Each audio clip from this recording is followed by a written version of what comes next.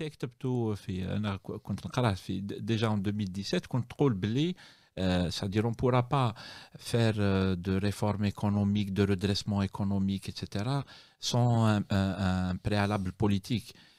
Est-ce que, c'est-à-dire, c'est encore valable? Est-ce que ça sera valable enfin, dans le cadre du Hirak, c'est-à-dire? Bien entendu, ça reste extrêmement valable. Sur Algeria Watch, nous venons de republier ces derniers jours un rapport qui a été fait en 1995 par la grande économiste française Nicole Chevillard sur les structures économiques de l'Algérie. Le rapport est entièrement disponible, téléchargeable en PDF, 1995.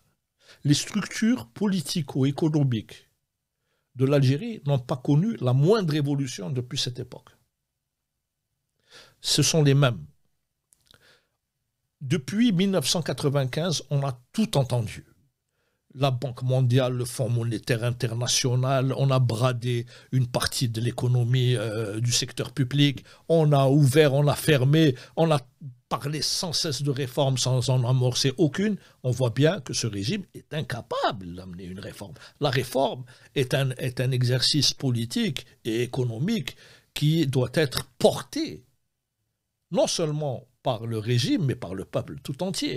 Donc, le peuple est exclu en Algérie. Le régime ne veut tout sauf se réformer. C'est une bande de voyous. Ils veulent continuer à capter les ressources du pays pour les diriger vers leurs proches, leur clientèle, leur résidence en Europe, leur château en Espagne, etc. C'est un régime de nature complètement parasitaire et criminel. Donc, vous allez demander à Don Vito Corleone ou à Don Vito Genovese de la mafia de se transformer en saint. C'est pas possible. Ces gens-là sont incapables de se métamorphoser.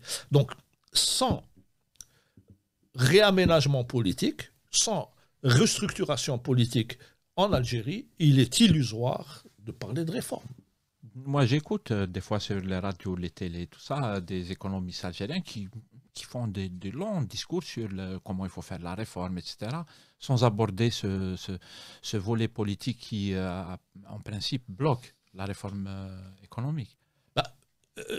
On peut parler, alors c'est les discussions byzantines, on peut parler, si vous pensez que les réformes économiques sont une sorte d'annuaire de méthodes et de techniques, vous faites fausse route. Bien sûr qu'il faut des méthodes, bien sûr qu'il faut des techniques. Mais ces techniques, elles se situent dans un cadre. Il faut que les gens qui mettent en œuvre ces techniques les présentent, les exposent et soient capables de rendre des comptes. Il faut qu'il y ait des évaluations. Qui est-ce qui fait les évaluations? À qui on rend compte? Ceux qui font les évaluations et ceux à qui on rend compte, c'est le peuple algérien à travers ses institutions démocratiques, ses institutions de droit. Que vous avez entendu, vous, parler de quelqu'un qui a fait une évaluation des investissements faramineux réalisés sous le règne de Bouteflika? Des bilans et tout ça. Rien. Algérie 2013, Algérie 2012, je me souviens des gros programmes. Voilà, donc, il y a beaucoup de verbes, beaucoup de mots, beaucoup de verbiage, un discours pseudo-technique. Là, je pense qu'on est les champions du monde de ces discours ronflants, etc., qui n'ont aucune traduction sur le terrain.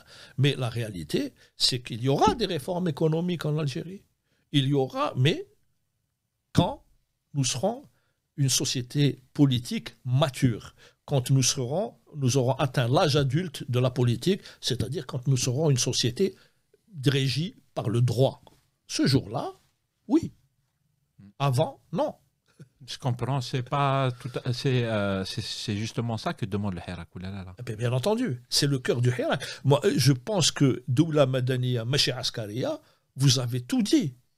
Nous voulons un gouvernement, une forme d'organisation du pouvoir politique qui soit capable de reddition de comptes. Nous ne voulons pas d'un régime autoritaire, hiérarchique, nous ne voulons pas d'une société de caserne, nous voulons une société moderne de débat, de contestation, de comparaison de programmes. Nous ne souhaitons pas un État divin ou là, un État. Nous voulons une organisation qui nous permette à tous de nous exprimer de nous opposer de manière pacifique et responsable, dans le respect des uns et des autres, sur les choix économiques et politiques qui conditionnent l'avenir de nos générations.